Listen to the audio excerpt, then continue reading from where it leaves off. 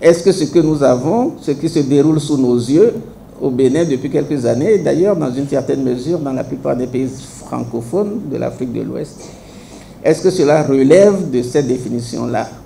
Est-ce qu'il s'agit donc de terrorisme? Autrement dit, moi, jusqu'à présent, je n'ai jamais entendu quelqu'un déposer une bombe à Kalalé et exiger, par exemple, la libération de détenus politiques au Bénin.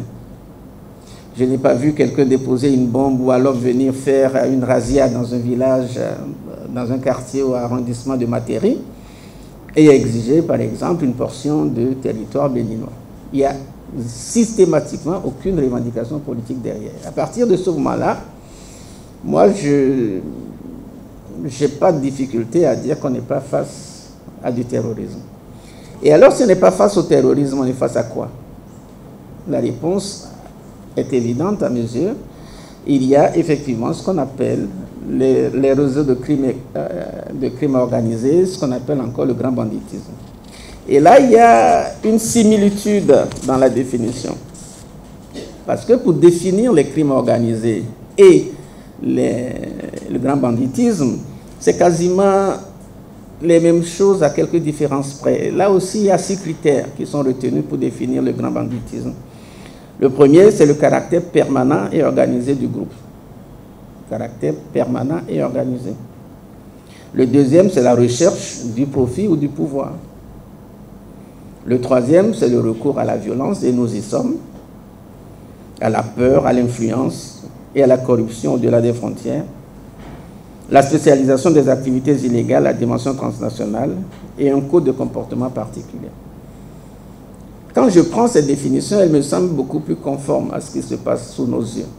Dans le Nord Bénin, vous avez des gens qui essayent de contrôler un passage afin de faire passer souvent des cigarettes, en tout cas de la drogue, tout ce qui est prohibé.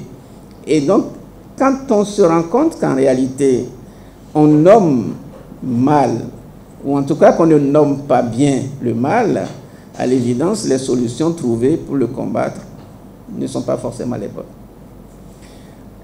Évidemment, que ce soit le terrorisme ou que ce soit le grand banditisme, il y a un point commun, c'est le renforcement des États.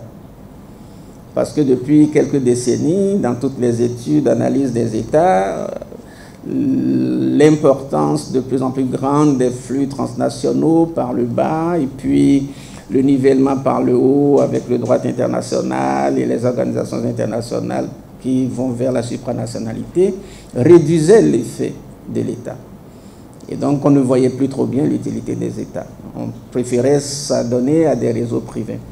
Mais avec l'apparition du terrorisme et du grand banditisme, on se rend compte qu'effectivement, il y a une plus grande importance accordée à l'État parce que malheureusement, l'État, dans ces conditions, apparaît comme la seule entité capable de garantir la sécurité individuelle et collective.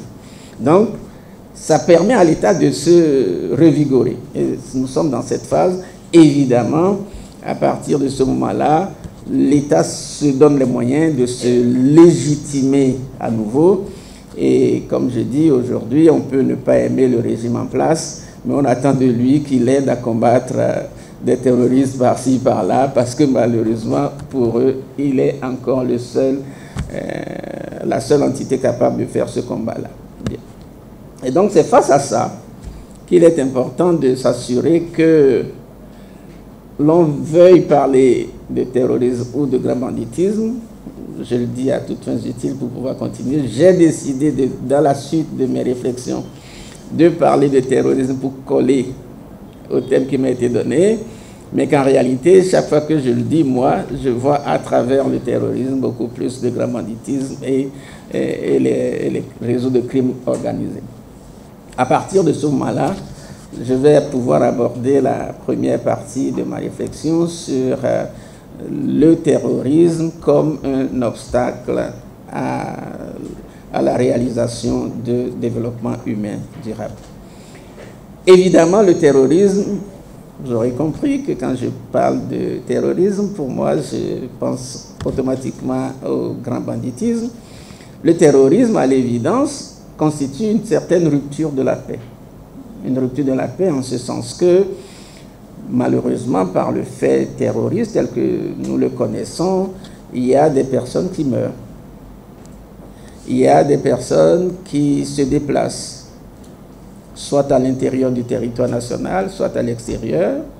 Donc, selon le cas, ils sont des déplacés ou ils sont des réfugiés. Il y a des gens qui deviennent, qui se blessent, d'autres qui deviennent handicapés durablement. Et donc, ça crée un certain traumatisme dans la société. À l'évidence, tout le monde est d'accord. Je crois que le grand Manitou de la séance rappelait, ou bien c'est plutôt les journalistes, quelqu'un qui rappelait Kofi Annan, qui fait le lien systématique, évidemment c'est devenu abondant dans la littérature, qui fait le lien entre le développement et la paix.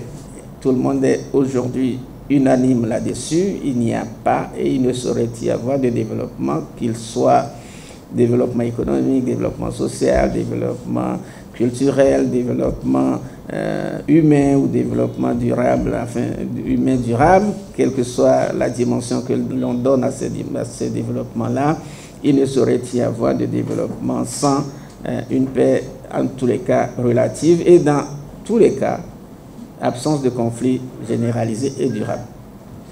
Et donc c'est dans ces conditions-là que, oui, dans un premier temps, le terrorisme constitue une rupture de la paix. Et parce qu'il constitue une rupture de la paix, à l'évidence, elle conduit vers des blocages, des obstacles à tout le processus de développement. Et ces blocages, on les connaît, on en voit tous les jours sous nos yeux.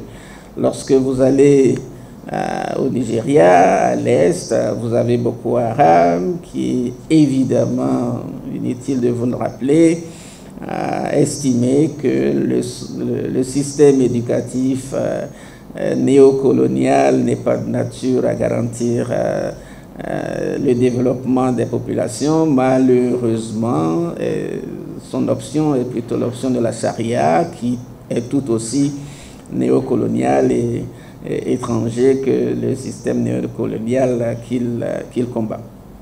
Toujours est-il que dès l'instant où il y a terrorisme et que cela s'installe de façon durable, ça bloque toute la machine. Ça bloque toute la machine de développement parce que précisément ça oblige l'État, c'est ce que j'appelais dans mon texte la distraction de l'État.